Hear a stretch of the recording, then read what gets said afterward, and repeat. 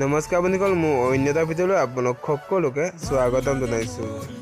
হয় বন্ধুসকল, আপোনালোক সকলোৱে নিশ্চয় জানে বেহাৰবাৰী আউটপোষ্টত অভিনয় কৰা সুস্মিতা অৰ্থাৎ পাৰ্বিল চৌজানা কালি বিয়া হৈ গৈছে আৰু আজি আছে তেওঁলোকৰ স্বামী ঘৰত ৰিচিপশ্যন পাৰ্টি। আহক তেওঁলোকৰ ঘৰত পাৰ্বিল চৌজানা কইনা আৰু দৰাই নাচা কিছু মুহূৰ্ত আৰু ভিডিঅ' বাইনিঙত লগতে নাচা কিছু মুহূৰ্ত চাওঁ আহক।